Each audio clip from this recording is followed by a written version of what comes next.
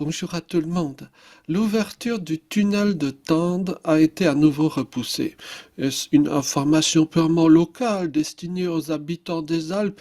Oui et non. Il s'agit d'un tunnel dans les Alpes du Sud entre Italie et France. Son ouverture est toujours et encore repoussée. La facture ne cesse de s'alourdir, provoquant la colère des habitants dans des lieux où les déplacements ne sont de toute façon pas des plus aisés. On objectera que ce n'est pas une chose nouvelle, ni une chose tout à fait surprenante. À peu près tous les chantiers connaissent le même sort. Délais incontrôlables, finances qui dérapent, tensions politiques et humaines. Dans le cas du tunnel de Tende, ces éléments dépassent l'entendement, certes, mais il y a également un petit détail additionnel qui vient pimenter le tout. Il y a, ou plutôt il y avait déjà un tunnel à Tende, construit au XIXe siècle. Pour la petite histoire, il avait été construit assez rapidement, alors même que son urgence était moindre à l'époque, vu qu'il ne reliait pas deux pays entre eux dans les frontières d'alors. D'où bien entendu la grande question. Pourquoi des travaux faisables, sans trop de difficultés au XIXe siècle, tournent à la torture aujourd'hui, engendrent mille crises politiques, durent des décennies sans aboutir de façon claire? On peut peut-être légitimement blâmer un tel ou un tel, dire que telle entreprise a été mal gérée ou s'y prend mal.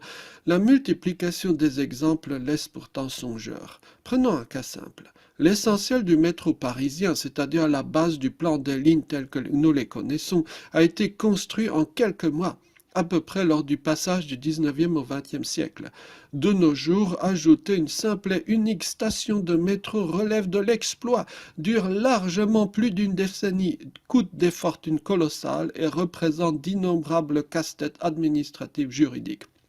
On pourrait multiplier les exemples. Il serait trop simple d'en sourire ou de n'y voir que des anecdotes regrettables. Notre culture, notre conscience de nous-mêmes ont été fondées sur l'idée d'un progrès continu, sur un dépassement incessant de ce que naguère les humains furent, une sorte de ce que j'appellerais racisme chronologique, où on considère toutes les époques antérieures comme affreusement inférieures et barbares, où on croit que notre époque est à la fois la plus avancée et la plus centrale, la plus palpitante à l'échelle de l'histoire générale. De même qu'au fond de soi, on pense, bien que le politiquement correct interdise, heureusement, de l'énoncer clairement, que le reste non occidental de l'humanité relèverait d'une forme similaire d'arriération, n'ayant pas encore bénéficié du progrès humain, juridique, social, occidental.